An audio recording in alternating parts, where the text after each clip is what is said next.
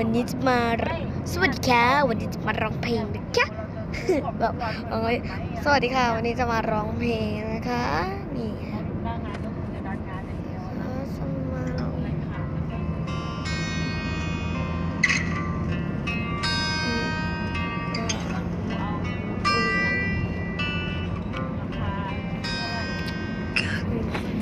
มาค่ะก็มาดีครับ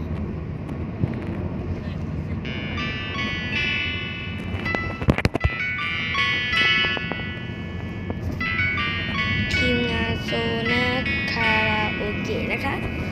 ขอบคุณนะคะที่เขาทำทีมงานโซนาต้องขอบคุณด้วยนะคะที่เขาทำคาราโอเกะจอฟ้ามาให้แบบร้องอ่านกันอะไรยังไงนะคะ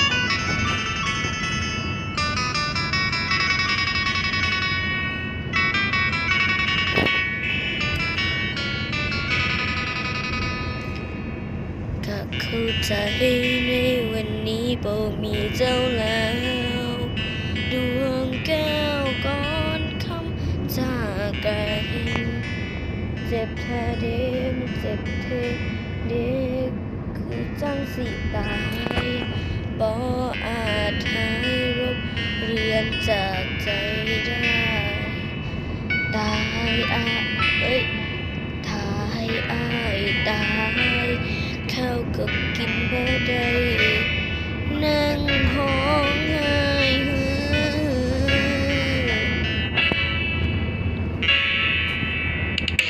อยากบอกฮักว่าคอยห่างเจ้าคนบ่มีโอกาสว่าในยามเช้าตื่นมาบ่มีเจ้ามาเราเคยอยู่เราเคยนอนรอหมอนี้เจ้าเคยใช้ยังเก็บไว้ทานใจน้องรออยู่เด้อทางนั้นสบายดีไหมเป็นจังไดบ่รู้เลยที่เราอ้ายคิดพอเจ้า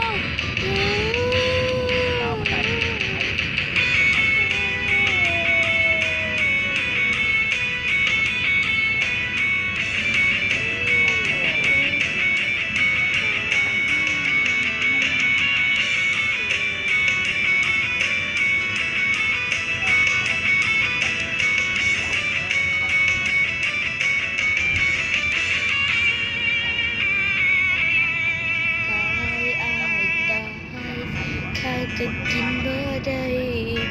นั่งห้องไห้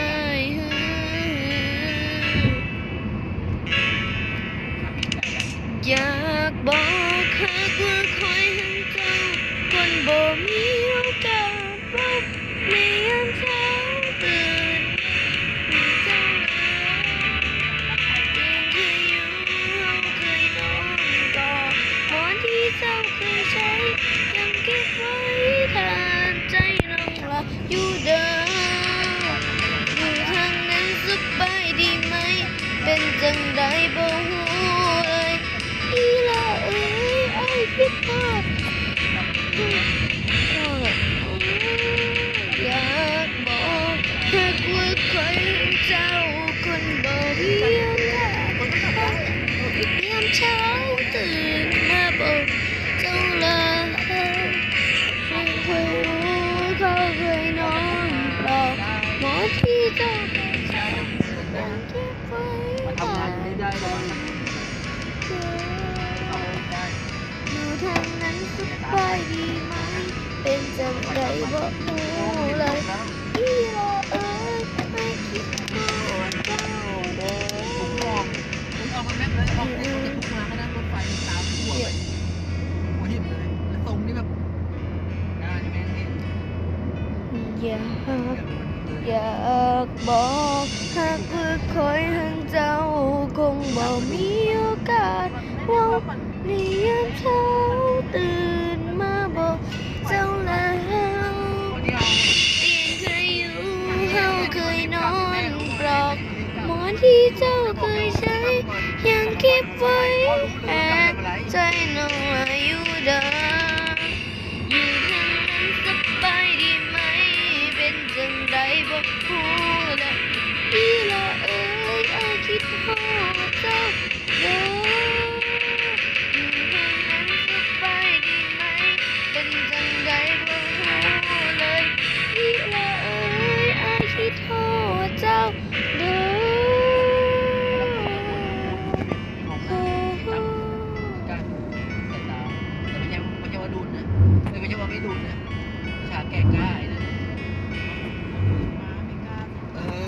บแล้วนะคะไม่จะกราบดูดี ยิ่งเมียตามใจเมีย ๆต้องขอบคุณทุกคนนะคะที่ทำคาราโอเกะนะ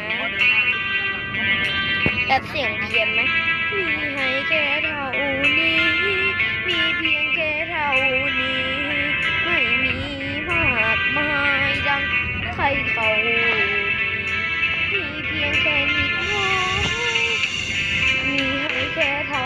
นี้มีเพียงแค่เท่านี้ไม่มีมากมายดังใครเขามีให้นิดน้อยแต่ให้ไปเกินร้อยไม่มีเงินตราเม็ดชดาไม่เรียบร้อยไม่มีรถเก๋งแอร์เย็นใครเขามีไม่ตีเอ็นทอดังและคันเก่าพี่ไรหน้าตาในสังคมให้โตและจะเจอที่ได้ก็แค่วงให้โรอยู่กับฉันได้ไหมแกเข้าเป็นตายายในวันปลายสุดท้ายของดวงชีวาอยู่เคียงคู่กันแบบนี้ร่วงโรยเป็นทุรีกับสื่อทอรณีฟังร่างนี้ไปพร้อมกันฟังร่างไปพร้อมกันฟังร่างไปพร้อมกัน อยากเกิดแล้วไม่ได้ฝัน นี่เธออยู่กับฉันสู้งานไปทุกวันถึงไรสักข่าวคืออะไรถึงไรสักข่าวประชาไทยคนเรารักกันอยู่ที่ใจเงินทองหาได้ก็สูญไปเราจะรักกันจนแก่เท่าไม่ใช่รักกันไว้แค่เท่าบางคนรักกันแค่เอา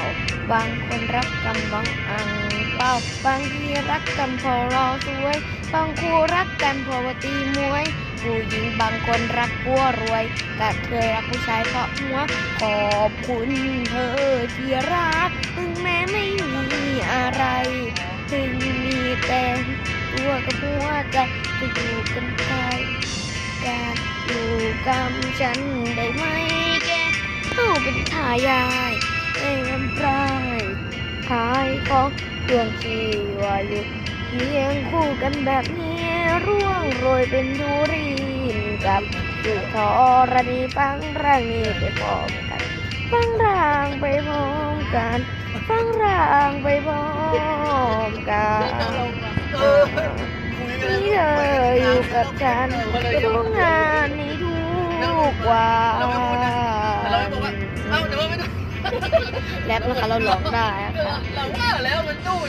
เริ่มจากเราสองเรามาเริ่มจากคนสองคนมีกรรมเทศสองตนอำแหงสันสองคนสตาฟาริกิอุจตุมนะคนสองเราร่วมกันชนะความจนอดทนอีกนิดพักคณิธนินจาดผู้จานคนนี้ไม่ใช่ข้าราชการถึงพี่จะจนแต่ก็อดทน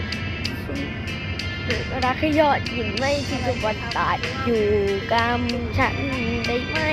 แกเข้าเป็นทายายในวันปลายขายของดวงชีวาอยู่เคียงคู่กันแบบนี้ร่วงโรยเป็นธุรีนกับสู่ทอรณีฟังร่างนี้ไปพร้อมกันฟังร่างไปพร้อมกันฟังร่างไปพร้อมกันนี่เธออยู่กับฉันสู้งานในทุกวันเอาร้องผิดอีกไอ้สารแต่ว่าก็ต้องขออภัยด้วยนะอาจจะแบบมีบางอันร้องผิดร้องถูกนะคะ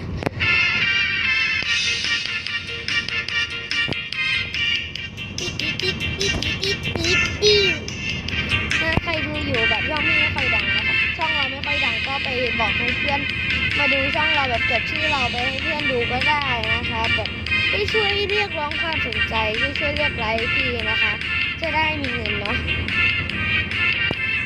ไลค์มันก่อเป็นเงินได้ค่ะ เป็นลูกชาวนาพ่อแม่พายน่าจะนอนอยากเอาเธอใหญ่เป็นบ่าวว่าจันเป็นพอไทยนาตกมาปีนี้คือแรงจนน้าเพิ่มกลางก่อนพอไทยนาให้ใจ 4ตกจำเพลงครูสอนตอนเรียนอนุบาลที่ไกลโบที่เคยร้องเล่นเต้นโชว์มาฝนไฟกา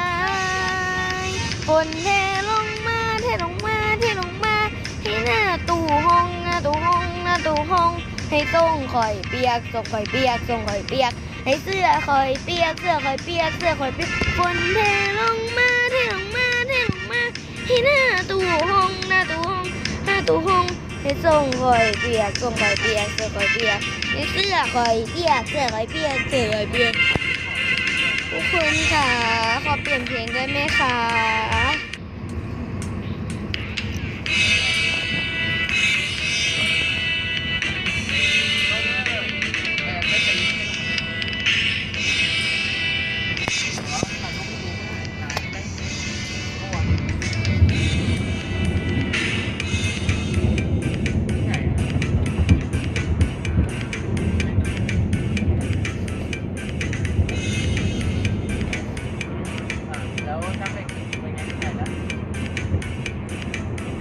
เข้าบ้าน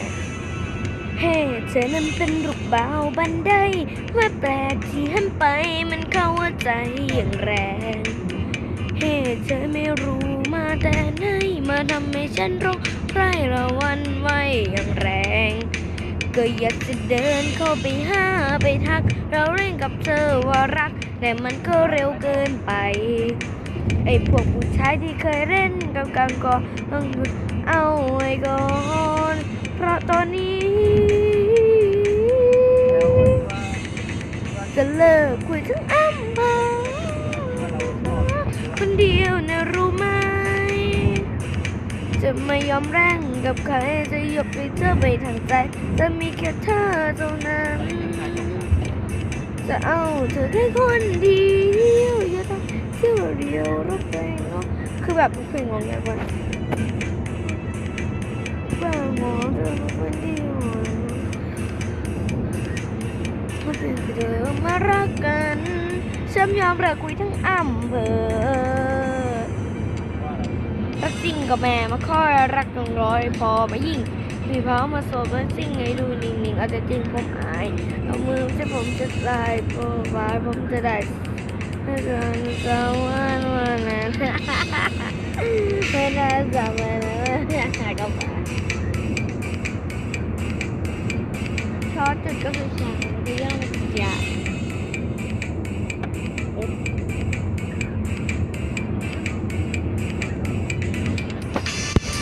คือทั้งอำเภอเพื่อผมคนเดียวนะจริงไหมจะไม่ยอมเร่งกับใครจะยกให้ผมไปเถิดใจผมตัวนั้นจะเอาผมแค่คนเดียวทำให้เสียเราเดียวรับเงินก่อนจะรับฟังดีก่อนจะไว้ใจได้เลยจะเลิกคุยทั้งอำเภอเพื่อเธอคนเดียวนะรู้ไหมจะไม่ยอมแร่งกับใครจะยกเธอไปถึงไหนจะมีเพียงเธอเท่านั้นจะเอาเธอแค่คนเดียวเดียวก็แปลงโน้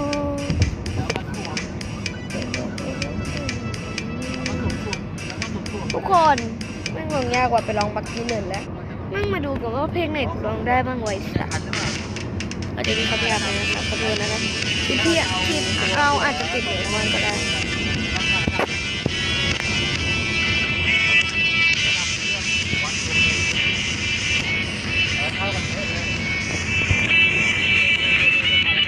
เป็นพวกเรา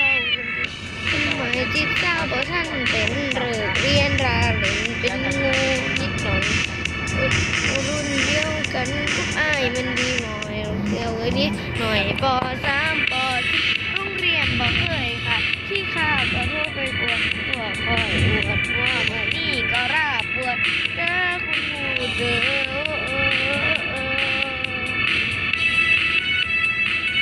พอได้ขึ้นม.2โรงเรียนก็ตาลายโรงนี้ก็อยากอ่านไม่ได้มีคนตามว่าไอ้นี่เอาใจบอกไอ้นอนตื่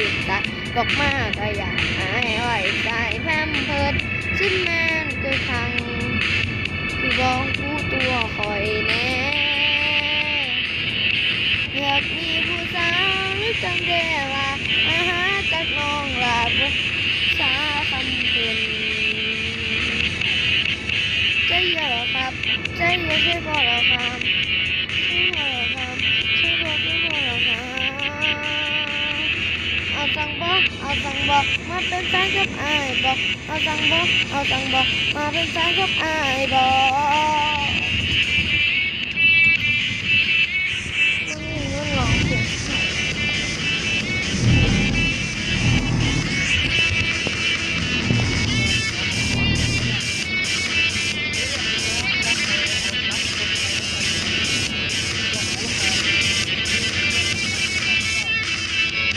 รู้เบาคือทำไมจิตเศร้าบ่ท่านเป็นหรือเมียลาเป็นหมูนิดหน่อยผู้รุ่นเดียวกันกับอายมันมีหน่อยผู้เดียวกับมีหน่อยป.3 ป.4โรงเรียนบ่เคยค่ะขี้ขาดก็ต้องเป็นตัวครูปวดหัวนี่สาราปวดเจอครูพูดเจอ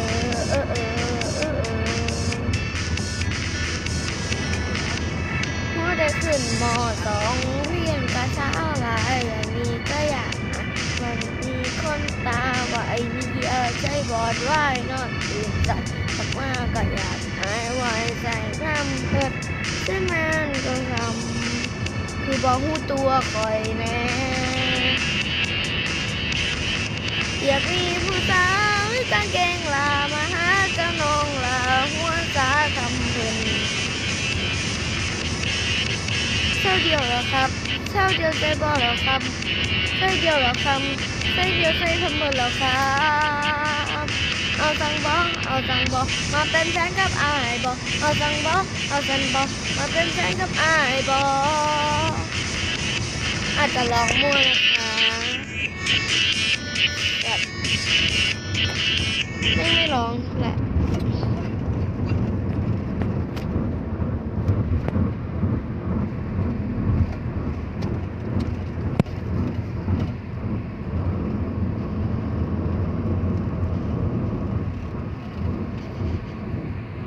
ว่านะฮันอันนี้ให้ดูนะ พี่เอลซ่าไม่ว่ายังไงฉันก็ต้องมีทาง พี่กลับคนเดียวไม่ได้เลย ไม่อานาพี่มีความสุขดีอยู่แล้วพี่ไม่ เพราะ ไป ว่าอันนี้ไม่เอาดีกว่าเดี๋ยวเพื่อนไม่ ไม่ได้ ได้ พี่เอลซ่ายังไงพี่ก็ต้องไป ไม่อานา หิมะใสขาวเป็นประกายนิราตรีเป็นรอยเท้าเย็นเสมอยามผู้คู่คนเป็นคนดีที่รักเรา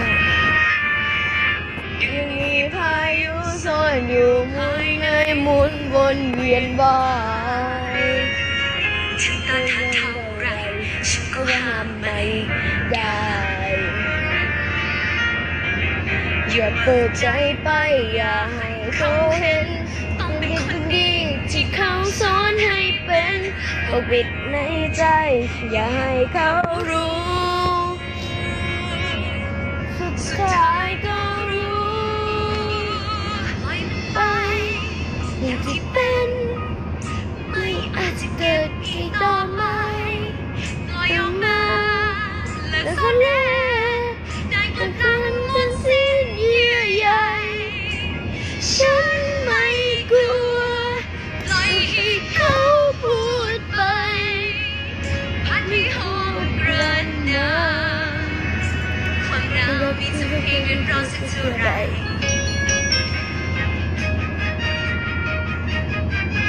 มองอะไรยังไกลห่างเห็นเล็กลงไปเลยความวุ่นวายที่คอยเข้าครอบงำกลับทำไม่ได้ดังเคยไม่ยังร้องยอมให้รู้ไปสุดทางให้ไรได้ฉันโดนซ้ำๆเรียกทำสิ่งใดยังใจ Let it go Let it go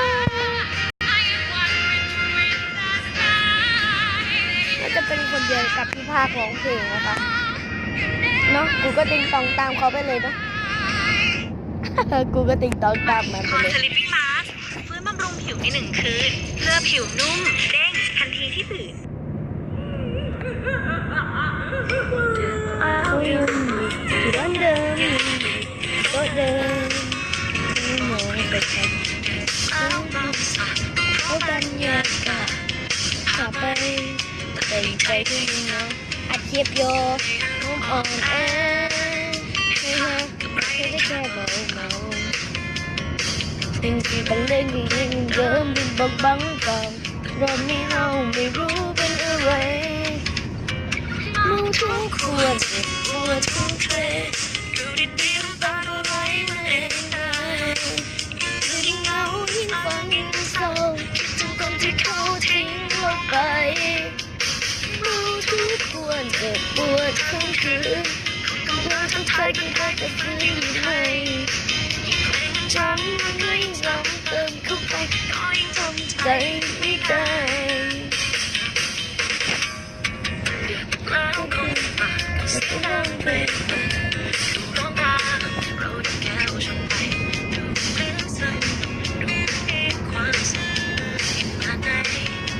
นใจก็ยังเหงาอยู่ที่อารมณ์อ่อนแอใครได้แค่เบาๆสิ่งที่เป็นเรื่องที่ยังเป็นเรื่องที่บังกันเราไม่รู้เป็นอะไรเมาทุกคนเจ็บปวดทุกเพลงน้ำตาก็ไหลมาเองได้ยิ่งเหงายิ่งฟังยิ่งเศร้าคิดถึงคนที่เขาทิ้งเราไป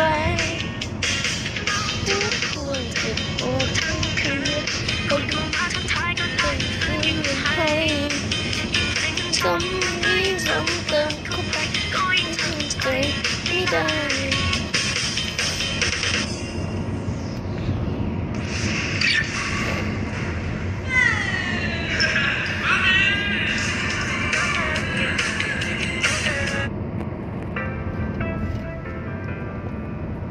ชื่อว่า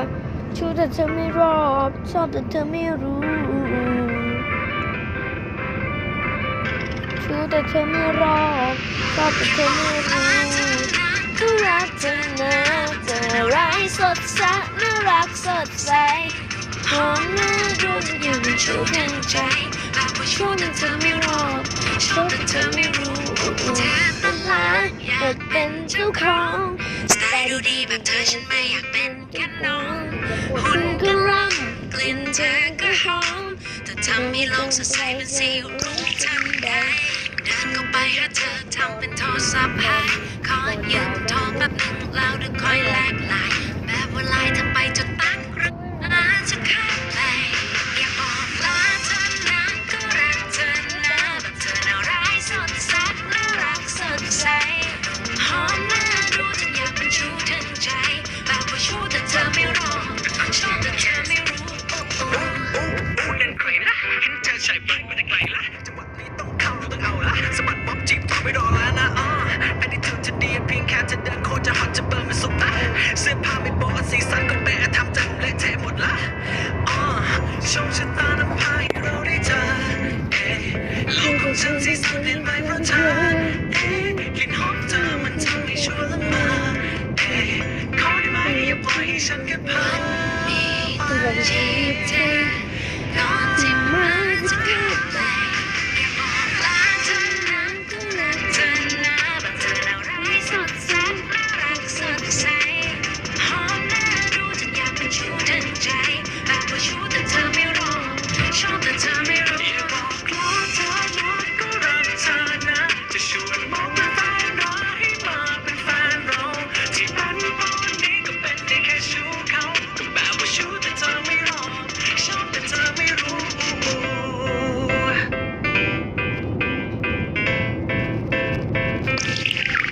สดใสกว่าใครทั้งนั้นกลิ่นหอมฟุ้งถึงดวงจันทร์นุ่มนวลละมุนชวนฝันได้หอมสักทีคงชื่นใจวันนี้ต้องจีบเธอก่อนที่มันจะขาดไปอยากบอกลาเธอนะก็รักเธอนะแบบเธอน่าร้ายสดใสน่ารักสดใสหอมน่า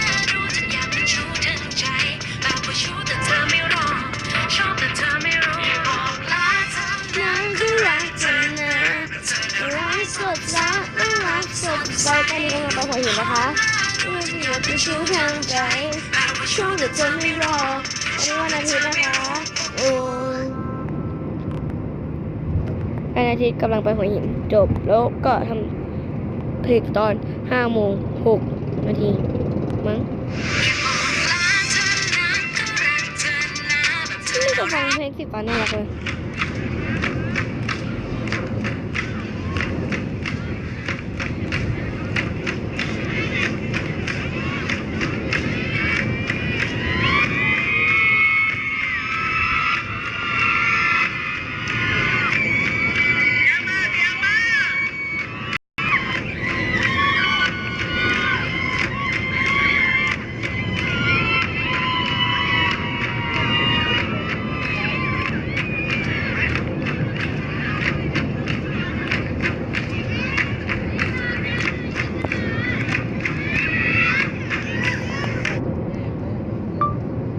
หยุดซีรีส์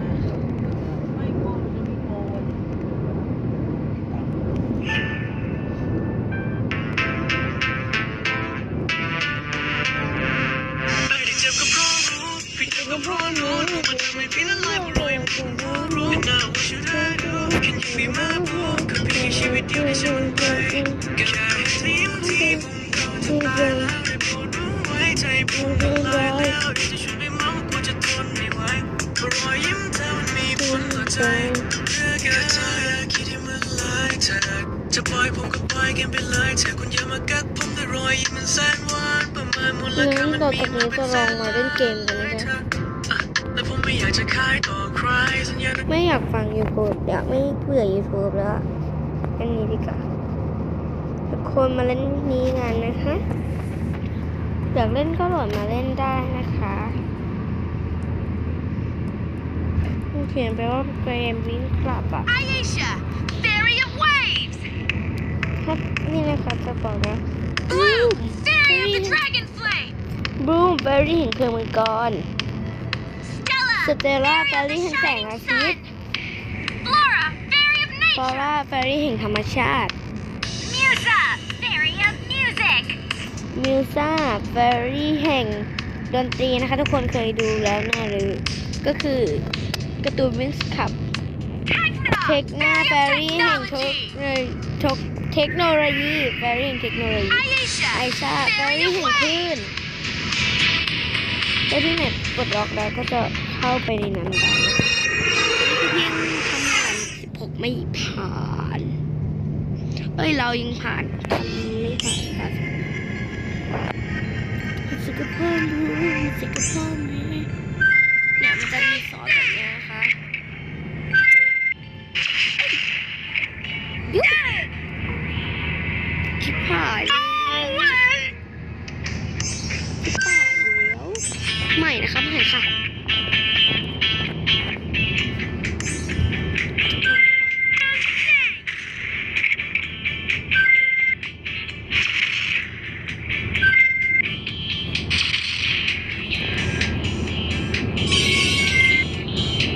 ต้องเลาะล่างนะคะอันนี้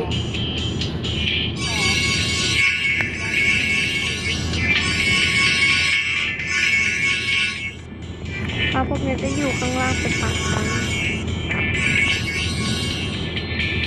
เสียงเก็บเพชรอาจจะดังนะคะ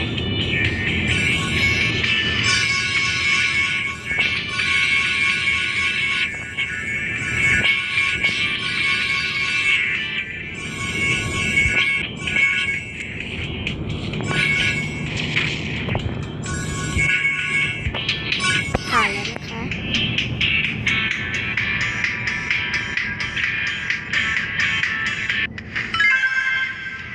ค่ะทุกคนบางคนถามว่าค่าตัวละครเท่าไหร่ใช่ไหมคะ Ayesha, Fairy of Waves. ก็จะดู Blue, ทุกตัวจะ Fairy of the รา Dragon คา Flame. ประมาณ 30,000 เลยนะคะ ทุกตัวราคา 30,000 ค่ะ Musa, Fairy of Music. Techno, Fairy of Tech. Ayesha, Fairy of.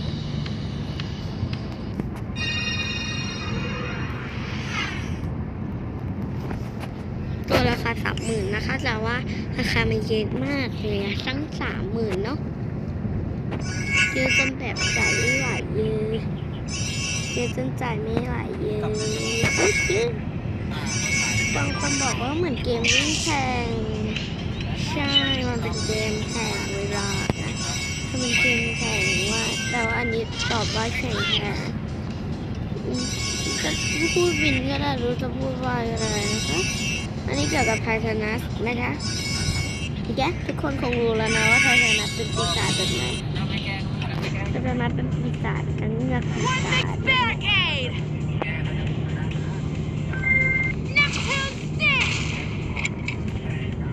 พอดีเลยกับคนโอ๊ยมาแบบพอแพ้เขาจะพูดว่า no way นะคะก็ไม่รู้นะคะส่วนใหญ่เขาพูดว่า no way นะคะอุ๊ยเก็บไม่ทันก็อย่าไปเก็บนะคะโอ้ยจบหัวช่ำเลยโอ้โนโอ้โนอันน่ะกาแฟนจินตลาไปที่ของจินตลาเพื่อนฉันจินตลาใครกูยังไม่รู้ดีๆก็มาพูดเพื่อน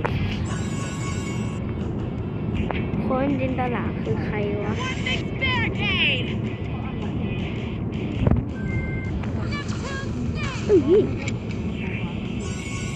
อ๋อน้องว้าวจะแพ้แต่ตรงนั้นเกือบหมื่นเลย8,000นะก็หมื่นแล้วจะเก็บไม่โคตรนานนะ8,000นะขนาดหลบมาแล้วนะเราต้องเล่นท่ามกลางค่ะเกาะล่างไว้เกาะล่างไว้เล่นล่างเล่นล่างเว้ยเล่นเลนล่างเล่นเลนล่าเล่นเลนล่าเล่นเลนล่า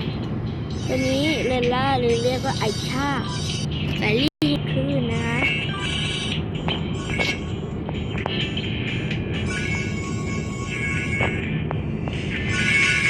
ใช่ใครก็รู้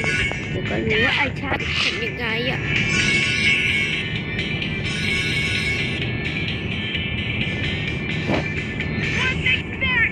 บอกเลยว่า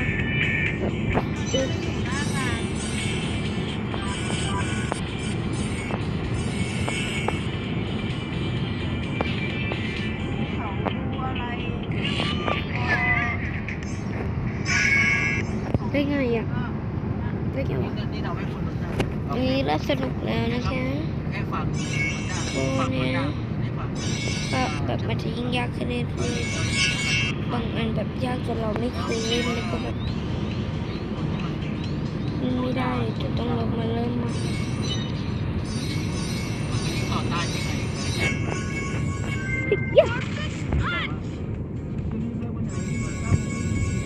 ไอชาแบลลี่ขึ้นเสียงฉันเหมือนไหมเสียงเหมือนไหมเสียงเหมือนไหมไอชาฉันคือไอชาแบลลี่เห็นขึ้นไม่รู้น้ำเหมือนปะ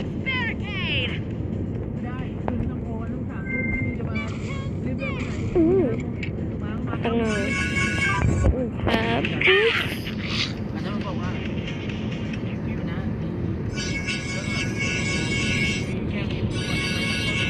ดีใจมาก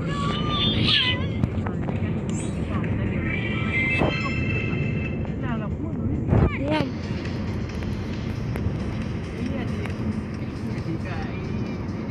เนี่ยยอมเสียเพชรเลย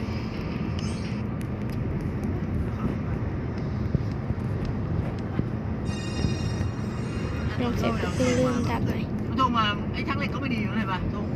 คือถ้ามันเป็น ก็คือลูกน้องคนไทยใช่ไหมคือคะ แหมมันก็ต้องมีวันไหนที่มันทำดีบ้างหรอว่าช่างเหล็กนะมันจะคนเราจะลูกน้องเราก็จะไม่ดีบางวันมันก็ต้องดีบ้างเท่าไหร่จะเป็นไปได้แต่ว่าไอ้ที่โทรมา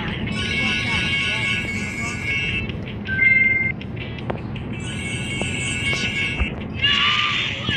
โอ้ยยิงเกือบทันแล้ว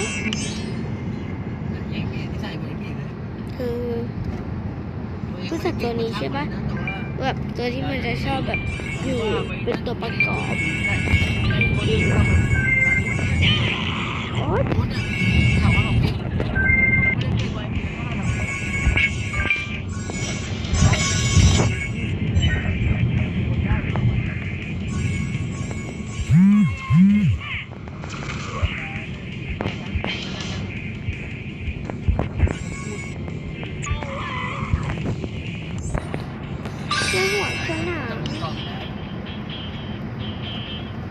ไอ้ข้าแบรี่ขึ้นมาแล้ว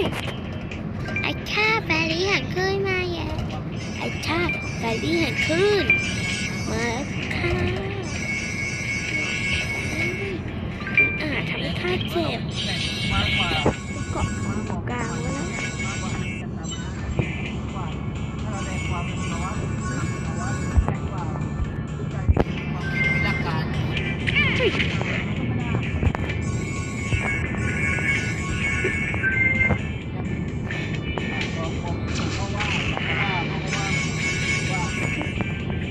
คือว่าเขาเกิดการปรับเปลี่ยน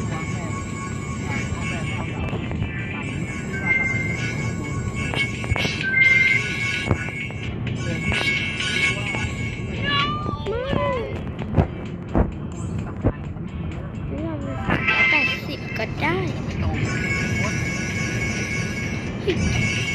แต่จริงแล้วตรงนั้นวางแผนไว้ว่าใช้ตัวนี้ใช้เต่าเนี่ยมันเป็นตัวแล้วหนักของการทั้งหมด นี่แหละนี่ไปครับ แล้วตอนนี้นายเข้ามา หลบต้องมีมาว่าทำไมใช้เต่าพอรู้ทันทีพอรู้ที่แก้พอไม่ได้ใจเลยพอรู้ว่าพี่วันไม่รู้แล้วพอรู้แล้วว่าทำได้เราจะดูที่ว่าในการคือเราวิธีพูดให้มันรู้ว่าหรือที่ว่าเราไม่ต้องไปด่ามันนะว่าทีนี้พี่บอกว่าพี่จะแก้เมื่อยอยู่ได้ เป็นเต่า กูตูนี่แหละเมื่อยอยู่ได้เมื่อยจนไอ้ชาติเกือบหัวช่องหินเลยเนี่ย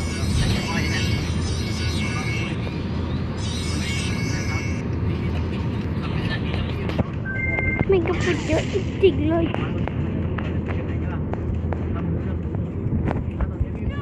ไม่หัวฉันหัวฉันแตกค่ะรีบไปกัน โดยวิธีการเดินหน้าต่อไปไม่ใช่ถอยหลังไม่เลยเรา ไม่ทันนะ นี่ผมเลยอยากให้พี่ขอวางเกณฑ์ว่าเราจะแก้ยังไงดีถ้าเราไม่รู้ มันก็พูดแถวนี้ป่าดงมันก็พูดได้ไงอ่ะ แก้หมดสุดท้ายมันก็ต้องยอมจำนวนเราเห็นปะเราพูดด้วยเหตุผลพูดด้วยความที่เราผ่านงานถึงเขาจะอายุเยอะกว่าแต่เราผ่านงานไม่ได้ว่าเก่งกว่านะแต่เราผ่านงานมาเยอะเราผ่านมาทั้งงานเฟอร์งานก่อนจะดูความคิดมันไงจะดูคือพูดง่ายแหละจริงๆพ่อจะมีความรับผิดชอบว่ามึงร้านกับกูร้านกูอะไรตอนเนี้ยมึงเนี่ยมึงแก้ดิใช่ไหมมึงมีปัญหาแล้วมึงแก้กูได้ให้ได้นะแต่เพียงว่าคำพูดพ่อไม่ได้แบบไอ้ต้นไงแต่ถ้าไอ้ต้นบอกถ้าคือพูดเนี่ยต้นจะเรียกว่ามึงร้านกูพี่ร้านผมเห็นไหมเนี่ยตอนเนี้ยทำไงหาวิธีแก้ให้ได้นะอย่างมันก็คนละเต็มกันใช่ป่ะก็จะแต่เนี้ยเราก็ทำเป็นพูดว่าคือเราจะรีบว่ามันจะแก้ยังไงนี่มันจะยังไงคือจริงๆหมายปลายทางก็คือมึงต้องแก้กูให้ได้ถ้าแก้ไม่ได้มึงต้องยอมจำนนกูและต้องฟังกูนั่นแหละพอสุดท้ายมันก็บอกว่าแล้วใจมึงบล็อกนะครับบล็อกแก้ให้นะไม่ยอมจำนนอะไรใช่ป่ะคือตอนนี้มันรู้แล้วว่าหน้าร้านเป็นร้านโน้ต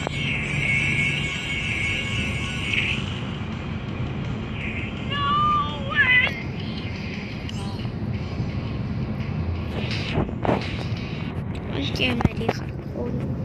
ลองสปีดดูกันสปีดไม่ได้เลย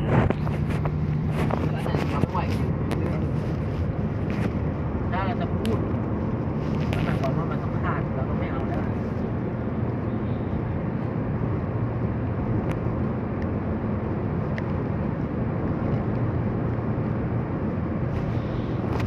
ที่ของมันโอ้ยช่างของมันนะเราต้องเรียกเขาผ่านหมดนะช่างชุดไอ้เหลิมตอนนั้นที่ทำงานนะพวกไอ้เหลิมพวกไอ้แจ็คพวกไอ้น้ำพวกไอ้บาสไอ้แก่ของมันแต่ละคนนะ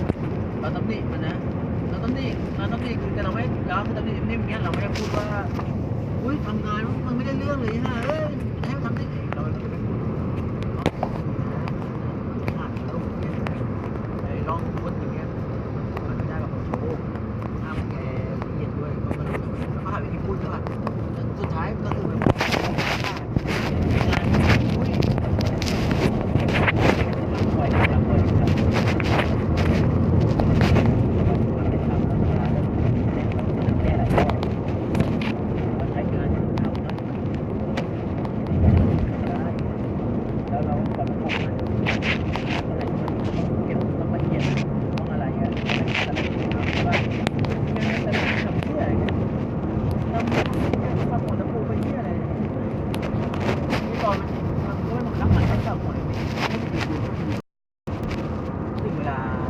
งั้นขอลาตัวไปก่อนนะครับบ๊ายบาย